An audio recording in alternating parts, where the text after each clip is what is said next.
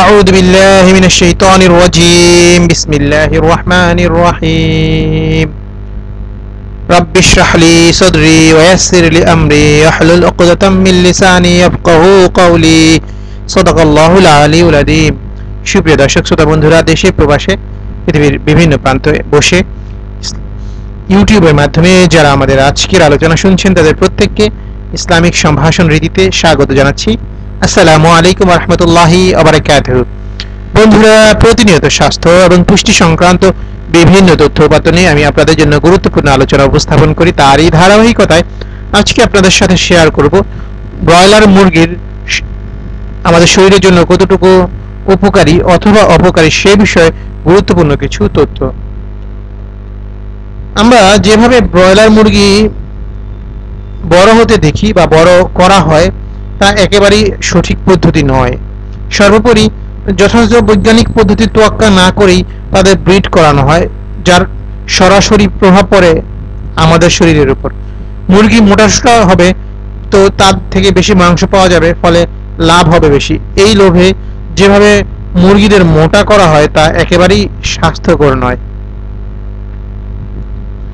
আসুন না জেনে নেওয়া যাক ব্রয়লার মুরগি কারণে আমাদের কি কি ক্ষতি হতে পারে, যেগুলোকে কৃত্রিম উপায়ে মোটা করা হয় সেই ব্রয়লার মুরগি। কাঁচা মাংসে প্রচুর পরিমাণে ব্যাকটেরিয়া থাকে, আর দোকানে যেভাবে একাধিক মুরগিকে একসঙ্গে রাখা হয় তাতে 2-5টার শরীরে সেই ক্ষতিকর ব্যাকটেরিয়াগুলো প্রবেশ করাটাও অস্বাভাবিক নয়। আর এমনটা যে হয় না সে কথা কেউ নিশ্চিত করে বলতে পারবেন কি? শুধু তাই নয়, যখন মুরগি কাটা হয় তখনও জীবিত মুরগির শরীর থেকে কাঁচা মাংসে ব্যাকটেরিয়া চলে যাওয়ার আশঙ্কা থেকে যায়।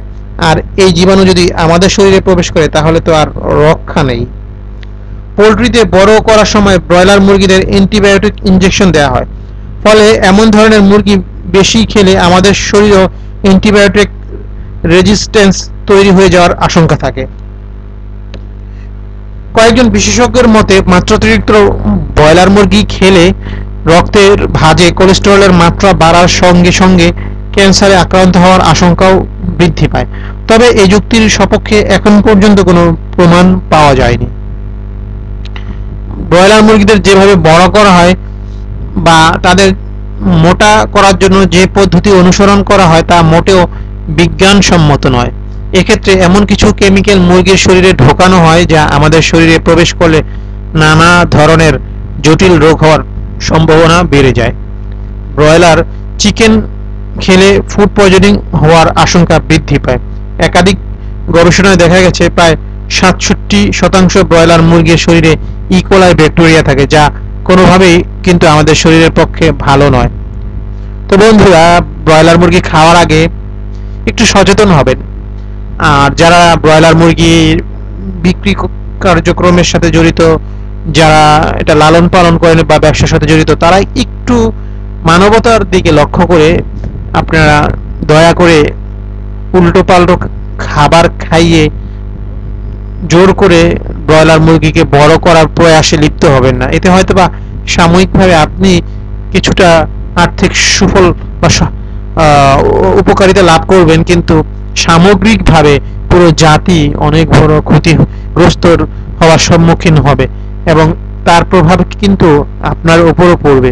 তো বন্ধুরা, আশা করি আমাদের আজকে আলোচনাটি আপনাদের কিছুটা হলেও সচেতনতা বৃদ্ধি করবে। যদি ভালো লাগে শেয়ার করে দিবেন, আমাদেরকে অবশ্যই আপনাদের মতামত জানাবেন, চ্যানেলটি সাবস্ক্রাইব করবেন, কারণ এই ধরনের গুরুত্বপূর্ণ তথ্য শুধুমাত্র আমরাই আপনাদের জন্য নিয়মিত উপস্থাপন করব।